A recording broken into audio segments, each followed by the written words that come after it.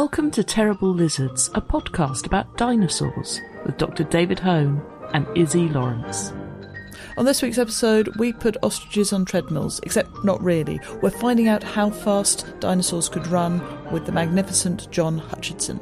Hello and welcome to episode, I think this is 6 of Series 8 of Terrible Lizards. And we have yet more wonderful interviews from people who know more than Dave. There's not that many. I mean, we've only filmed one series. That is true, That's true. all there was. That's every paleontologist I could find who knows more. Everybody who knows more. We're going to talk about biomechanics, because your book is called, in America, How Fast Did T-Rex Run? It is. It's an appalling title, which I hate greatly, and I'd say I'm furious with the publishers, but honestly, it was the least worst title of the ones they offered me. But it is definitely a thing, and the more general stories are things we don't know, or things that are uncertain, or things that are surprisingly hard to work out, but also things we're getting better at working out and are pushing towards in the future, is what that book is about, and therefore perfectly links to talking to John Hutchinson, because he's a biomechanicist who does lots of dinosaur bits and has done for many years, as well as other animals, because of course you're using that model, and we don't have dinosaurs, but what we do have is crocodiles and big lizards and birds who are related to them, but we also have big mammals like rhinos and elephants, which are at least very large vertebrate that move in a terrestrial system. And so John's done all kinds of bits of work on these, partly out of interest in their own right, but also because if you glom all of that stuff together, you can work out how dinosaurs move. So John is to biomechanics what you are to group and social aspects of dinosaurs in some respects. That's probably very generous to me, because he's utterly brilliant at what he does.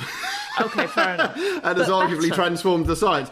But yes, but it is a lot of what a lot of paleontologists do. Yeah, we have that extant phylogenetic bracket, which you talked about before, so crocodiles and birds as the nearest relatives, and then analogues that are at least doing relatively similar things. And yeah, those coupled with various aspects of modelling is and the actual fossils themselves, of course, is your data, and that's all you can really work from. But he was absolutely a pioneer on this in fossil animals and dinosaurs in particular. Well, let's stop wittering on about him and meet him. Dave, I think you better introduce John, because what I've heard from John is mainly ostrich on treadmill based and not really the introduction he probably wants.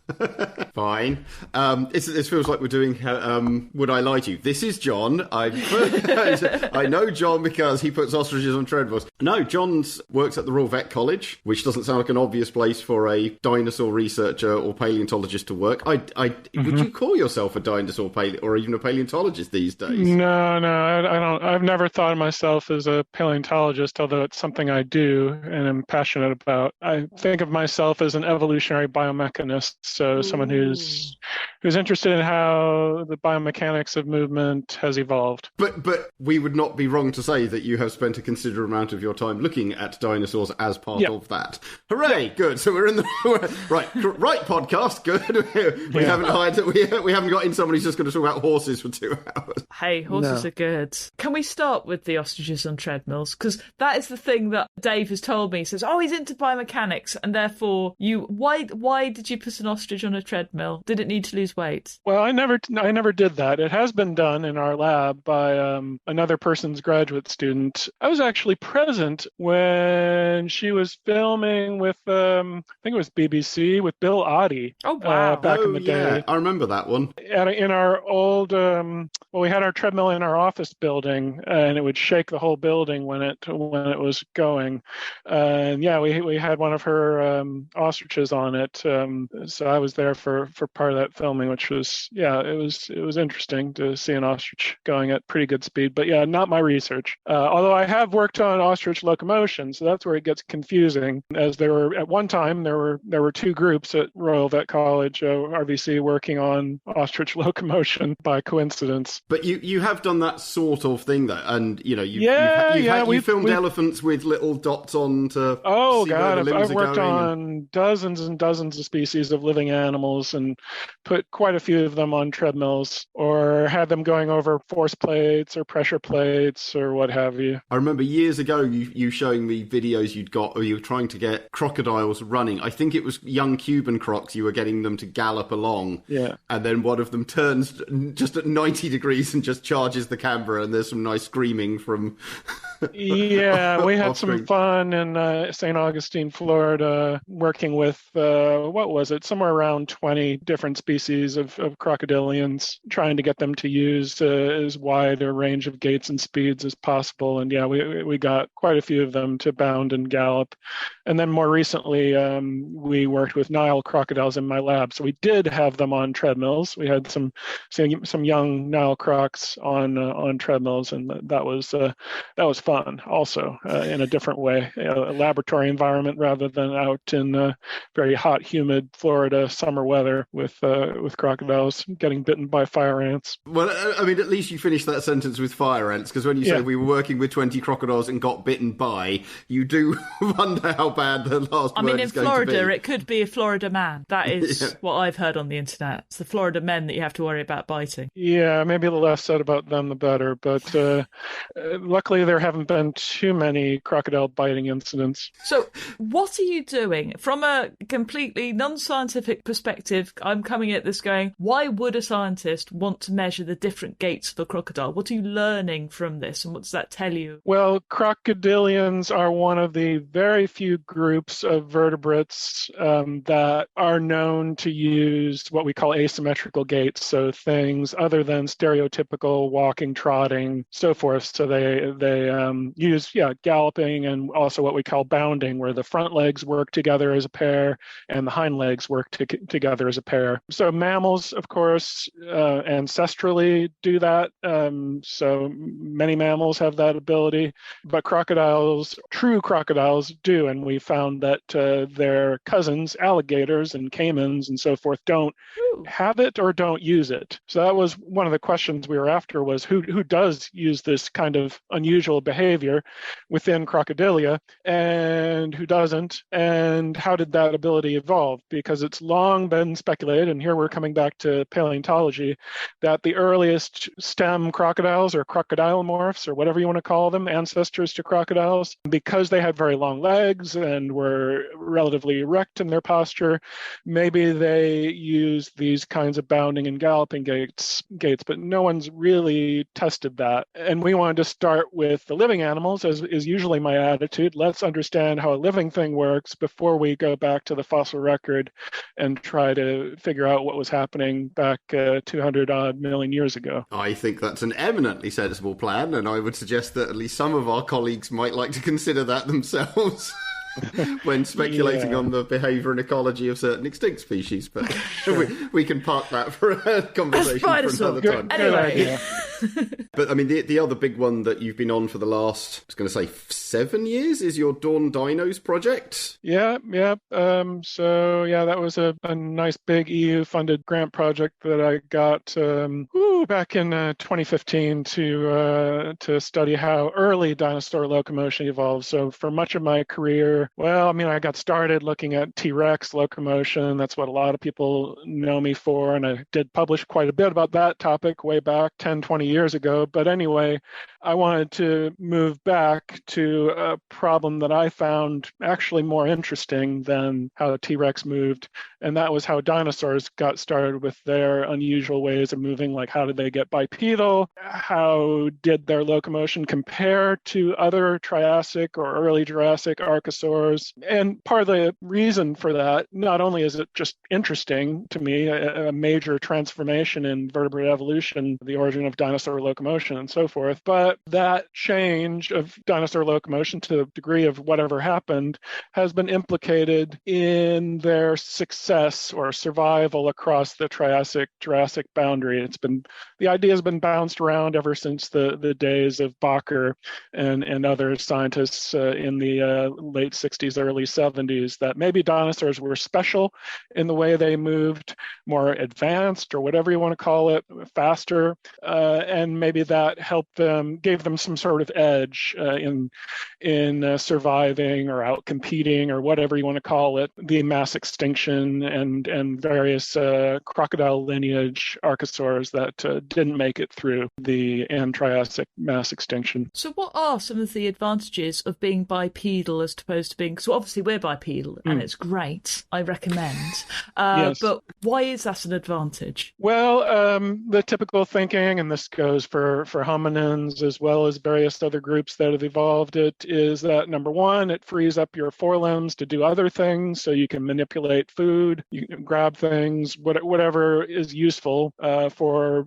basically dividing the labor between forelimbs and hind limbs. So hind limbs get more specialized for locomotion, forelimbs do other things, or just become vestigial. But in the case of dinosaurs, what clearly happened early in their evolution, even before they were true dinosaurs, like dinosauromorphs or dinosauriforms, etc., things that are not quite dinosaurs but very close, they had very long legs, long feet, and held them close to the body, and especially their feet were remarkably long with rather hinge-like joints, and that all together, including being fairly tiptoed, so what we call digitigrade, instead of being flat-footed like humans with their heels flat on the ground, they got up on their toes like a dog or a cat or a bird, and took their heels off the ground normally, and that effectively lengthened the foot. So altogether, they had long legs, and that gave them long strides, and should have given them potentially some benefit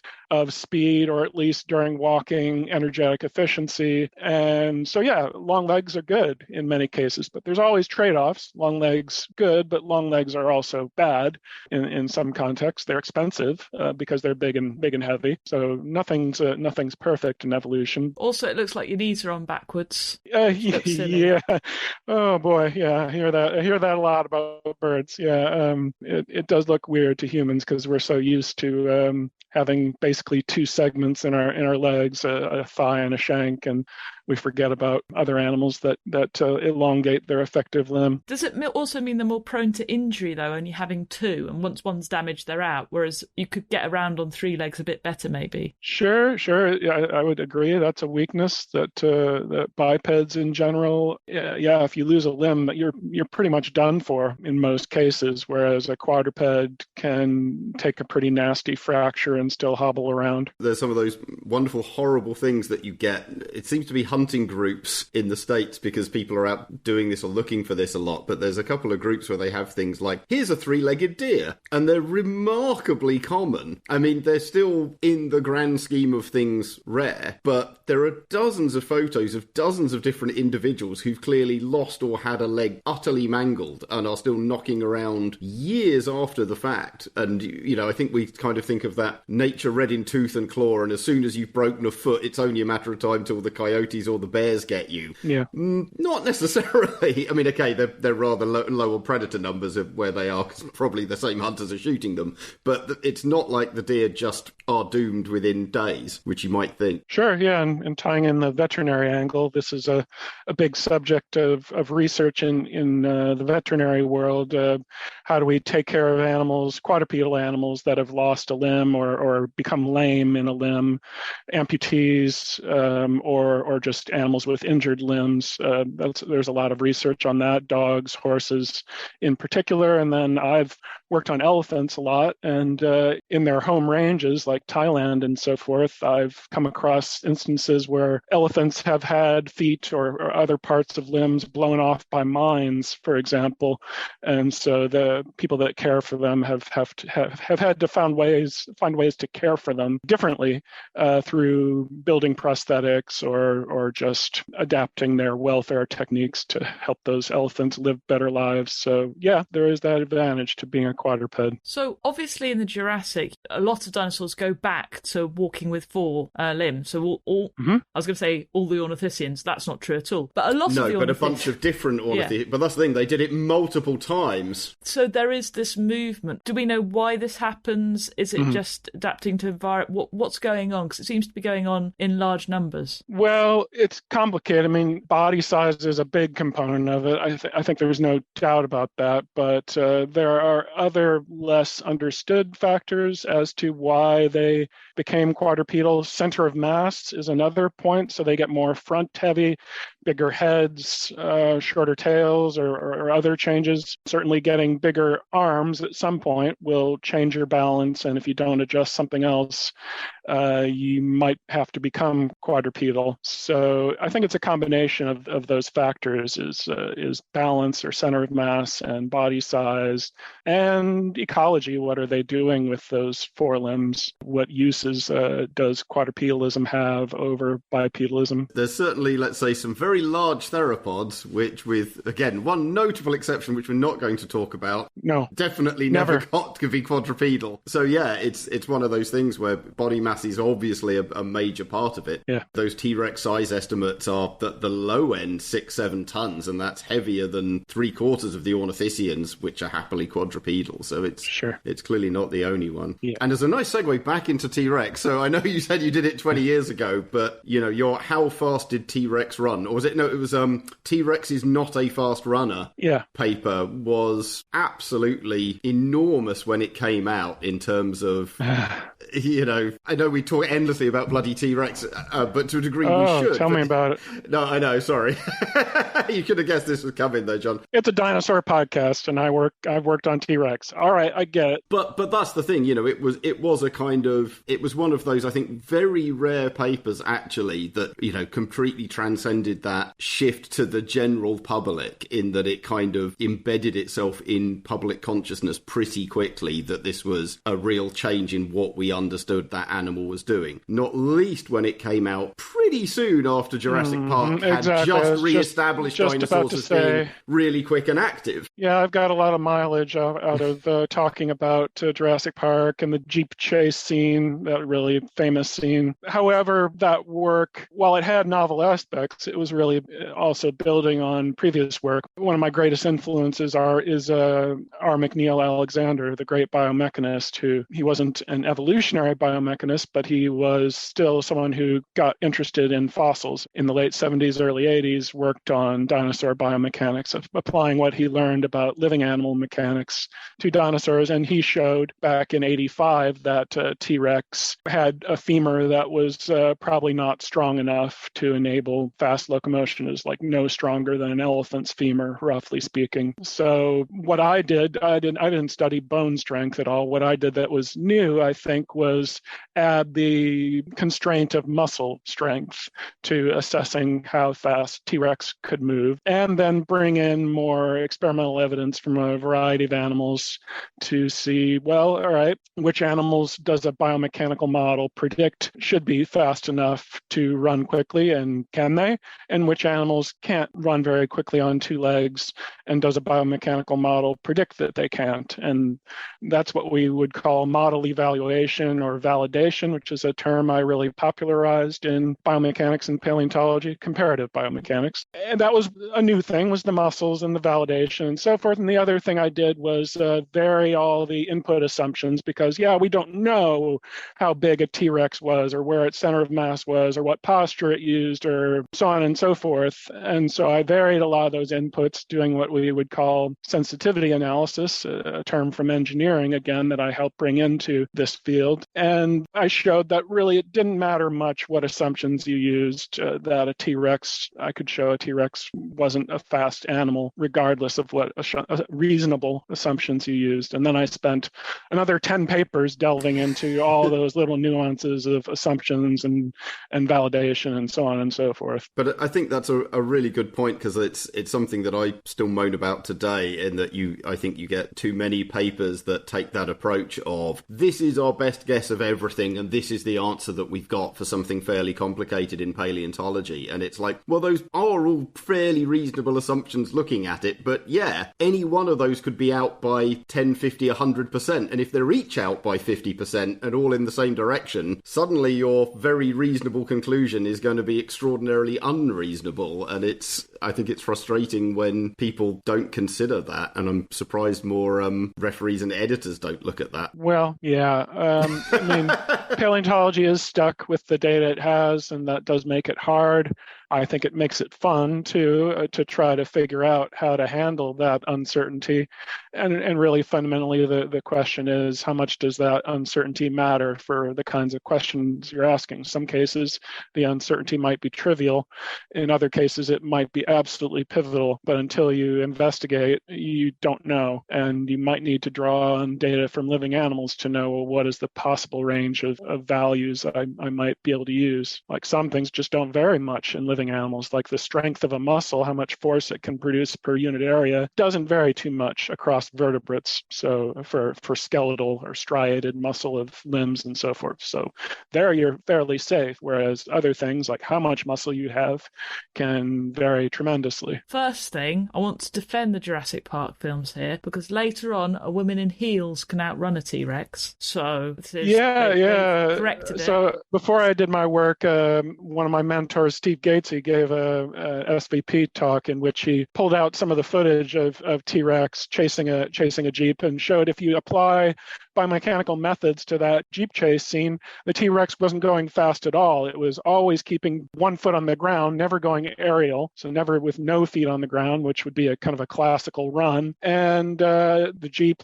even though the Jeep got up to like third gear or fourth gear, the T-Rex was lagging behind it and was taking rather slow steps. So it wasn't fast. If you estimate various distances in that footage, it was going somewhere around 15-ish miles per hour. It's the music that made it feel more then. Yeah, it was movie making, and I actually got to, as a grad student, I had the joy of going to Industrial Light and Magic Studios as they were preparing Jurassic Park 3. So yeah, I got to visit their studio as they were making the movie and talk to the animators and totally geek out. I got to take a picture of myself with a Darth Vader costume and talk to the animators about the original Jurassic Park. Some of them were still there from that movie, and they said, yeah, we tried to make the T-Rex go very, very fast, like 25, 40 miles an hour, but it looked absolutely ridiculous, like a roadrunner running off the cliff, just limbs going super duper fast, and they thought the audience wouldn't buy it. So I really like that story as an example where art and science reach the same conclusion that, yeah, it just doesn't work having a giant animal go crazy speeds, and we know they don't from living animals today. But also there was a compromise that had to be made between the art and the science that you've got to entertain your audience. So use movie trickery and make that T-Rex look fast and exciting, even though it wasn't. I just wish that there was some evidence somewhere that they also have massive spaniel ears, because then with the feet going like that and the ears going up and down, you're suddenly thinking, oh, they're quite cute. Anyway, that's neither science nor great. art. Over to Dave. Well, I was going to say that point about the intersection of the two and that like judging things by eye. So one of my uncles was an aircraft designer, and he said around the shop there was the general statement of, if it looks right, it'll fly right. You know, it sounds a grotesque over-exaggeration, but I think it's that almost gestalt of the human brain, as if you've been doing this for years and years and decades, you sort of get an intuitive feel for it even before you've done all the maths. And yeah, I think people just know to a certain degree how animals move, and it looks funny if it's not doing it right. Yeah, although I think sometimes we're off, and our intuition can be very wrong, and that's why we do the science. That absolutely. To check that intuition. But I just think it intersects not a million miles away from what you were saying of, their own animators going, if we push it above that speed, it looks funny. Yeah. So if you were to build like the ultimate fast runner, God's decided to go, oh, by the way, we're just going to skip evolution in this one. We're going to give it to John. Let's make a really fast runner. What characteristics would this creature have? I mean, how big would it be? What sort of legs would it have? Would it be running on 4 legs? Would it be running on 2 legs? What's your ultimate speed runner for a biological creature? Yeah, again, I think you got to look to what we have in nature today and the range of body plans and locomotor abilities, and how especially body mass relates to maximal speed. And it's very clear from living animals that, and this goes back to a famous paper in 1983 by Ted Garland, another mentor of mine, who showed that as body mass goes up, speed goes up to a point, and then it plateaus around a body mass of 10 to 100 kilograms with kind of a peak around 50-ish kilograms, and then it goes down. So bigger animals are not faster beyond the size of a pronghorn antelope, cheetah, something like that. They are slower, and that is very dramatically shown by rhinos, elephants, hippos, giraffes, etc., which are relatively slow even compared to a horse, let alone a cheetah. And ostriches do well. I think we still don't know how fast an ostrich is. It's somewhere in the range of 25 to 45 miles an hour. I've spent probably too much time scouring the internet trying to find good data on how fast ostriches are, and we didn't get them going very fast in our lab or in the field outside of our lab. Is it carrot or stick with an ostrich? Do you have to scare them to make them go, or do you have to offer them something at once? I think you just have to let them go and hope that they're sufficiently motivated. I think, well, there's a risk that if you try to motivate them, they'll kick you and kill you. So it's a health and safety issue. Yeah. As well as a fairly massive one. As an ethical and welfare issue, so you don't want to scare them too much. They're not going to get motivated by the carrot. They would get motivated by a lion trying to eat them, but we don't want to bring in lions into this situation. That brings in the ethics and welfare issue.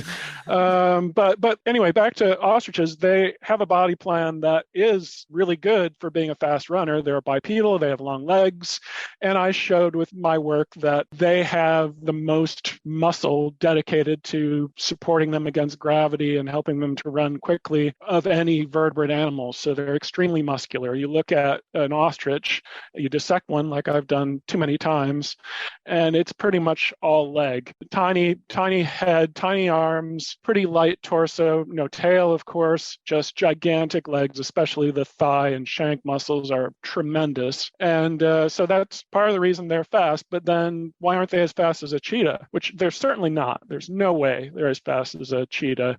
And I think it comes down to probably being a quadruped, that quadrupeds can recruit their back muscles to help them go fast. And even though a cheetah probably doesn't have any more muscle total relative to its body weight than an ostrich, might even have less in terms of its limbs, it can use its back muscle to lengthen its stride. And a famous scientist, Milton Hildebrand, showed that theoretically a cheetah could go about 10 miles an hour if it only used its back. Wow. Flexing and extending. Very back of the envelope calculations, but I think it does make the point that flexible backs matter. All I'm hearing here is cheetah wheelbarrow race, something like that, where that would be amazing, where you could get them dragging. I think in the gym you call them crocodile walks, where you put your feet on some discs and then you walk along on your hands, and it's horrible. I can't go at 10 miles an hour.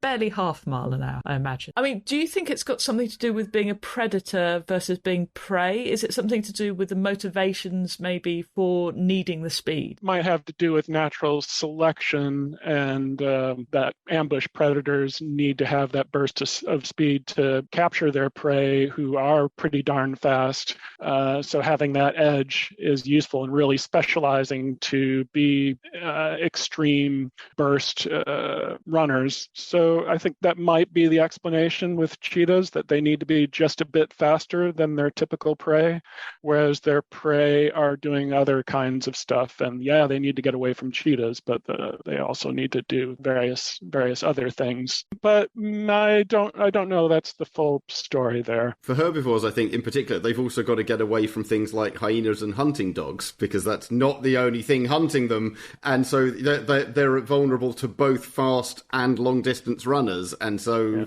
you could probably build an antelope that was faster than a cheetah, but then every hyena on earth would kill it in 5 minutes flat. Yeah, and I think that's where you get into trade-offs, that you can be a good burst runner, but that means you probably aren't a good pursuit runner, predator. Sprinters make rubbish marathon runs. Yeah, exactly. Yeah. You look at the body plan, a typical structure of a fast human sprinter. They're built very different differently than a marathon runner, and it's based on the same biomechanical principles. Well, and you see it with cheetahs. They're famously absolutely exhausted and very vulnerable to kleptoparasitism and basically other predators, even relatively small and light things coming along just nicking their food because they're just gassed and just sat there trying to cheetahs. Or cheetahs. Yeah, I know. They do have a tough time. This might be a question that goes nowhere, but I'm interested in heat regulation, mainly because we've been talking about ostriches and their long legs and the fact that they don't seem to have much feathers on these long limbs. And I was wondering if that's to do with heat regulation. And I just want to know roughly about heat regulation, if this affects the ability to sprint or to run long distances. Certainly would affect ability to run long distances. Larger animals have a lower surface area to volume ratio, so they shed heat less well. And that's why you see things like big ears in elephants. Ostriches, their limbs, I don't think there's anything different in the feathering on the limbs per se, but if you look at their wings, when they keep them closed are very feathery, but when they spread their wings, that you can see the skin underneath the body wall, and that they spread their wings in order to, like many birds, in order to cool off, exposing that bare-skinned body wall. So that's where the feathering differs the most. So the obvious question at that point, it comes back to your favourite animal, so the inevitable arguments about T-Rex feathers. Mm-hmm. But yeah, if you've got an 8-ton animal that's running around, even in a relatively cold environment, it's going to struggle to get rid of its heat. Yeah, big land animals and heavy insulation, at least in temperate or tropical climes, not a good idea. So is that saying they definitely wouldn't have been? Is that what we're definitely saying? Definitely wouldn't have feathers at all? Yeah. Well, I mean, this isn't my specialty, but I have no problem with little bits of fuzzy stuff on T-Rexes. But I know that there has been research showing that on parts of the preserved body wall of Tyrannosaurs, there is very pebbly hide that is not so compatible with at least extensive feathering. But there's so much nuance there and so much missing data that we're still left uncertain, I think, in terms of at least light proto-feathering. I mean, that's exactly my position, and I'm somebody who has looked at this in a bit more depth, but it's that same phenomenon of, I think people are desperate for them to be fully reptilian or totally avian, and each new development or argument just, the pendulum just swings one end to the other. Or it might not be bias, it might just be eager to have an answer one way or another. Again, yeah, I guess there's a difference between the paleontological community in terms of academics and researchers and those who are keen and interested, and I think there's a lot more caution among our side of things than perhaps some of the other. There is, but then how easy is it to publish a paper that says we don't know what the body covering of T-Rex look like? In publishing, you either got to say yes or no. New discoveries show we have no idea. Yeah, that would be a tough one to sell. Have you looked at flight and jumping and things like that as well in dinosaurs? No, I'm pretty useless with flight. I think flight it's so complicated. Aerodynamics is really tough. And yeah, you can make shortcuts and apply very simplifying assumptions like treating animals as having rigid fixed wings like aircraft. But I think that begins to depart so much from biology that I really question it. But anyway, it's not my specialty. At some point, you've got to draw lines in your career and say, this is what I'm about, this is not what I'm about, and that's not what I'm about. Although I've collaborated a tiny bit on flight with people who know much more about it than I do. Jumping? Is that what you asked about? Yeah, jumping as well. Because you've done bounding. You've mentioned bounding, and that's similar to jumping. Jumping I have worked on a bit. We published a paper last year on how a little bird called a tinamou, which is a cousin of ostriches, how they jump, or trying to estimate how they would jump, because we haven't experimentally ever measured it, but we used a computer simulation to try to predict how a tinamou would jump with all the muscles and digital nervous system and so forth. forth that we could put into a simulation. We found that we got pretty good results out of that. And that was just laying the groundwork for what will come next, which is how could dinosaurs jump? And that's watch this space. I was going to say, you're not giving that one away. Because I wanted to circle back to the Dawn Dinos, because we didn't talk that much about it. But you have had a whole bunch of papers come out from that. I mean, you might have more things like, jumping dinosaurs, which are very exciting. There's a lot more to come. Yeah. What's a general truism for us, but again, the people a lot of listeners may not appreciate, is that just how long stuff takes. So as you say, you got the grant in 2015, so that's 7 years ago. But and we didn't start till a year later. Right, and then it takes 2 or 3 years to do some of that work, and then some of that it really took us 3 years to build up a good head of steam and get some of the experimental work done and figure stuff out. Yeah, right. And then there was a lot of inertia, and by the time we really knew what was going on, it was already halfway through the grant, and we began to panic. It was a hard project. Right, but there's also that you get your handle on it, and then the first couple of papers, but then you got to take the time to write them, and then they take time to come out, and then that starts the next round of research, and so science is slow. Short version, that's really what I was hedging towards. That it's not a surprise that it's going to be years from now, or years after it's ended, that the material will still be coming out and still be coming through. Yeah, I wish I had chosen to work on some problem where the methods were really easy. Just spit in the data and spit out the data the next week. Please, can I have lots of money to do something very easy, please? Yeah, that these days it tends to be incremental. That's just the history of science. Back 100 years ago, it would have been very different. I don't know if you saw it. It did the rounds probably 7 or 8 years ago now, but someone managed to dig up a letter from von Huene to Berlin. So for those listening, von Huene was a famous German paleontologist in early 1900s, late 1800s kind of time. Yeah. Did a lot of work with Plateosaurus and the early sauropodomorphs. And someone found a letter where he wrote to the Humboldt Foundation or some equivalent in Berlin. And the letter runs as follows: "Dear Sir, I require 10,000 marks for my research. Yours, Professor von Huene." And it was funded in full. Nice. That was his grant application. Oh, those were the days.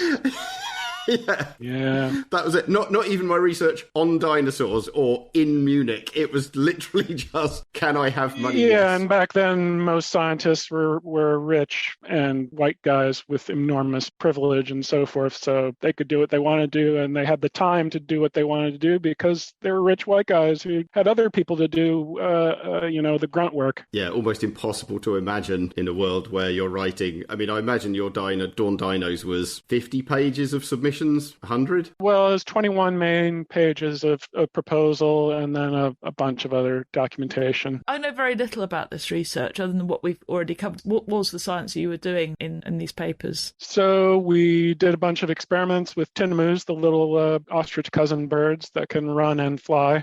And we did experiments with Nile crocodiles, so basically getting a bracket for here's how the two living groups of archosaurs walk and run and so forth. And then also did computer models and simulations of those animals, basically asking the question, can we predict how they actually move? And found generally, yes, more or less, we can, with, again, some subtlety to that. And then armed with that confidence, we began to, and have continued to, ask the question, well, okay, using these simulation tools that we've ground truth to some degree in living animals, let's try to predict how extinct archosaurs like the crocodile lineage, the pseudopsuchians, and early dinosaurs may have moved. And so we showed that like the early theropod dinosaur from the late Triassic, Coelophysis, could run maybe 15 miles an hour. And as it did so, it would have swung its tail side to side in sync with the hind limbs. So as the left leg goes back, the tail swings toward the left.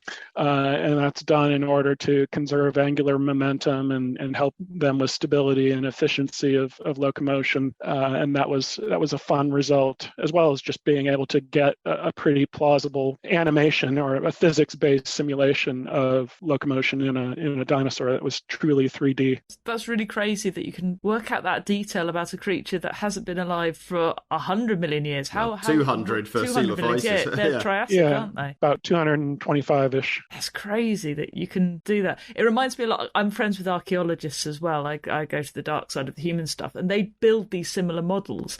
So when they were digging the tunnels for the Elizabeth line in London, they were going through some old Victorian graves. And what they did was they did a sort of blind study where they took all the information of the graveyards and they just gave the archaeologists these bodies and said, what can you tell us about this body? What can you tell us about this body? And they built similar models to the way that you were with the birds and crocodiles, about the bodies, and then tested to see if they knew what, how close they got to the date of death, how close they got to the age, and all of the data. So it's really nice to see that sort of experimental science happening in both paleontology and archaeology, and obviously biomechanical science. It's really cool. Yeah, and to me, the most satisfying thing is partly just being able to show with a bird that, we can predict close enough how it should move and have that backed up with experimental data. Without that, the dinosaur work would be just kind of pointless. It would be paleo fantasy, as some people call it, because we would not know how good it was. But here we at least have some inkling of that it might be good enough. So when you're working out, the way the tail moves and everything, what are the measurements? What are the key important measurements that you're needed to build these models? Because obviously, you don't need to know, presumably, or obviously you wouldn't need to know what colour they are or something like that, but you would need to know the length of the bone relative to each other. Yeah, so the skeleton, that's the skeleton's where you have to start. So we do 3D scans of the bones. We articulate them into joints using some methods we and others have developed. We then add muscles around them. So, my whole career has gradually built up pieces of the puzzle and methods for how you do all this stuff. So in my PhD, I did very exhaustive, detailed work on which muscles were there, where did they attach in all sorts of reptiles, archosaurs, dinosaurs, all the way through their evolution into birds. How do we figure this stuff out? And then applied that to 3D musculoskeletal biomechanical models, first starting with T-Rex, actually. First in a very simple 2D model that I used in that T-Rex running paper, and then in a much more sophisticated 3D model. And that's that kind of modeling technique, which is, again, adapted from engineers that I worked with as a postdoc at Stanford University. That software is used to study human locomotion in a more clinical context, but I used it to study T-Rex, and now we use it to study all kinds of extinct animals. So I had to develop that whole methodology. Then we also need to know, all right, how much does the animal weigh? What's its mass? Where is its center of mass? How much inertia did it have? So you need to sculpt a digital volume outside of the skeleton, and that's where lots of assumptions come in about what's not preserved there at all in terms of 3D body shape. But again, we and others have come up with ways to do that and tested them against data with real animals to try to make them as good as they can be. And then you need data on the sizes of the muscles. So that's incredibly important, and that relates to how much force they can output. And that you can take data from living animals, how big the muscles are relative to the size of the limbs or the animal, and then kind of scale those sizes to an extinct animal, or you can digitally build up 3D volumes of the muscles and reconstruct them on the actual skeleton. And we've done both. And again, tested them against living animals and shown, okay, if we just took a skeleton, we can roughly predict how much muscle it would have in a crocodile or a bird. And so that gives us confidence that we can do the same with some accuracy in an extinct animal. So we do that, and that's incredibly important. Obviously, you were doing this with 2D models back in the day. How has the advancement of computer technologies and the ability to 3D model on computer affected you? I mean, presumably it's made everything a lot faster. Yeah, I didn't have the skill to do this stuff back in 95 when I started my PhD. The tools were there. People were using them to study human locomotion. They were in relatively primitive states compared to today, but they were still pretty darn good. And 3D graphics was really taking off. Jurassic Park was using the same tools, more or less the same, conceptually the same tools still used today. CGI was exploding in entertainment and other media at that time. So tools from art and other technology were coming into science really, really quickly. And those tools have transformed biomechanics and paleontology tremendously. Now we can ask questions that we never never even maybe thought were testable back 30 years ago. We had Paul Upchurch on our last episode, and he talked through some of his visual impairment and the aspects of disability in STEM. Yeah, I mean, being disabled is part of my identity. I've had to accept that over the past 8 years now. So I'm an epileptic, and it was almost exactly 8 years ago, had a really shocking set of full-on grand mal or tonic-clonic seizures where I went unconscious at home, shocking my family, and later this happened on an airplane to Los Angeles, a couple hours away, and it was so bad I broke both shoulders and dislocated them and was in immense pain. So I've had to adapt to that. This all comes from a stroke I had back in 2002, shortly after publishing that T-Rex paper, although the paper was not the cause. I was going to say correlation and causation. No. Look, I know you don't like it. I mean, sometimes an unfortunate fact is sometimes you have a stroke and it seems not to impair you much, and that was in the case of me partly true.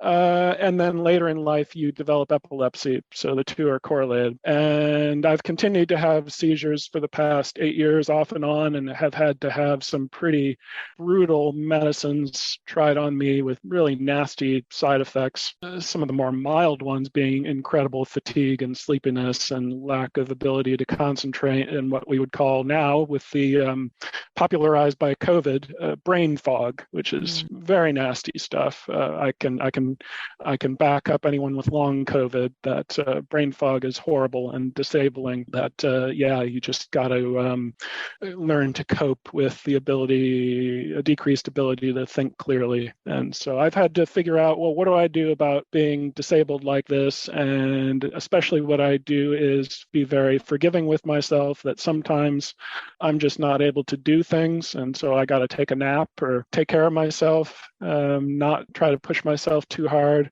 Or sometimes I'm not good at doing things, and so I try to focus on doing the easy things like answering emails, and save the really hard things like computer modeling or whatever save those things for when I feel more capable. Yeah, I mean, I think because we had this discussion years ago, but nothing as serious as yours. But I had problems with seizures during my master's and PhD, and it was on similar. I went through a bunch of different medicinal regimes, which had the same thing, the fatiguing, where I was sleeping 16 plus hours a day, and then hours that I was awake was not capable of very much. Not brain fog in the way I think a lot of people describe it, in the lack of concentration, but just so tired. It was like I'd jet lagged constantly, and I just want to sleep. I've been asleep for 12 hours, but now I've woken up. I really want to sleep. It's pretty disturbing, feeling like, I've got a great night's sleep, but I'm still sleepy. I feel like I could sleep more. Debilitating. And I think it's one of those things that people are now increasingly aware of, and COVID has definitely pushed that to the forefront. But I think even before it became more of a thing, and you've got that I guess that push for that invisible disability thing. If you're not carrying crutches, or you haven't got a white stick or a hearing aid in, you must be fine. That's a drum I've tried to start beating more. And the key thing, I think, as a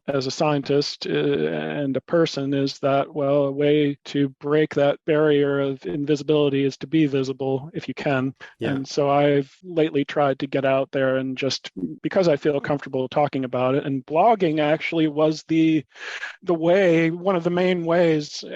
Social media, Twitter and blogging were the means by which I got more comfortable with talking about my problems. I'm a pretty private and introverted person, and however, if I build That's unusual for a scientist. But if I build up enough confidence to talk about something, I can be pretty open about it. So I've used that openness as a sort of therapy to talk myself through my own problems, and also help others, hopefully, that have had similar problems, showing that you can cope with this. scientists, there are ways to deal with these problems and still be happy and successful, however you define it, and move on with life, even though you've got to accept that things are outside your control, and that's the hardest thing. Brutal. But you're an evolutionary scientist, so you know there's loads of chance in the system. Yeah, contingency, as Gould would put it, is just a fact of life in a universe that isn't really built around making sure our lives are comfortable. Considering that you can help and you do speak about all of this, and you are on social media and Twitter, where can people find you? I am on Twitter at John R. Hutchinson, and I have my Don Dinos website, which conveniently is dondinos.com, and I do an anatomy blog, although it's a bit quiet for various reasons, what'sinjohnsfreezer.com. Lovely. That's beautiful. Which is about what's in my freezer, conveniently. John, thank you massively. Thank you so much. Thank you, Izzy and Dave. Good to see you. Lovely to catch up. Thank you so much for coming on. Thank you so much for talking through everything. Great talking with you. A massive thank you to John Hutchinson there. That was a really interesting interview, and not just because, once again, we're talking to a disabled scientist who is an amazing trailblazer in their field, which is, it just makes me feel really inadequate, Dave. Oh, well. Yeah. That's not something you normally struggle. I mean, stand-up comedians, I thought, usually really don't suffer from crippling self-doubt. Well, they have all that wonderful confidence to stand up on stage and tell everyone how great they are. I am great, though, so it's difficult. Not great at working out the speeds of relative animals. I thought I asked the best question ever, which is, if you were to build a really fast creature out of bits, like a Frankenstein's monster, how would you do it? I thought that was a good one. It was. I mean, the only thing I'm sad about now, I'm thinking about it just after we've hung up on him, is that, we didn't even cover everything that he's done that I'm interested in, because getting outside of the dinosaurs, John did some spectacularly important work on the earliest tetrapods, so that transition from basically fish moving on land and starting to move, with Tiktaalik, that famous Sarcopterygian, so that early stem tetrapod. So yeah, he's done all kinds of things. Obviously, again, this is the Dinosaur podcast, we're kind of talking about the dinosaurs, but they're not the only fossil group that he's worked on and done really important stuff with. At some point, I want to get somebody, and I want to talk about symmetry. It freaks me out that everything with a vertebrae, and even things without vertebrae, like starfish, they're still symmetrical, and I want to know why and how Well, short version, a very large part of that is going to be developmental biology, because it's much easier to do symmetrical than asymmetrical things. The other thing is lots of things are asymmetrical. They are a bit. I mean, loads of dolphins have asymmetrical heads, fiddler crabs in particular, but also just things like lobsters have asymmetrical claws. If you look at a normal lobster, they usually have a crushing, fatter, thicker claw on one side and a thinner, cutting claw on the other side. That is true, but they're still quite symmetrical in the fact that they don't have all their claws on one side and other stuff on the other side. I find it very interesting that there is this sort of natural symmetry in nature, and you can pick out things which aren't symmetrical, but they're sort of like the rare things, if that makes sense. But if your legs are all on one side, you just go around in circles, so that's why. I mean, going around in circles is fun, though. Only if you're a haggis. That's really going to confuse sub-listeners. Look up haggis running round hills. We're going to get a lot of confused questions in the questions episode now. But actually, we need your questions for the questions episode, so please do email terriblelizardspod@gmail.com. You can also send us questions via Patreon. You can even tweet at us. I am at ISZI_LAWRENCE, and Dave is at DAVE_HONE.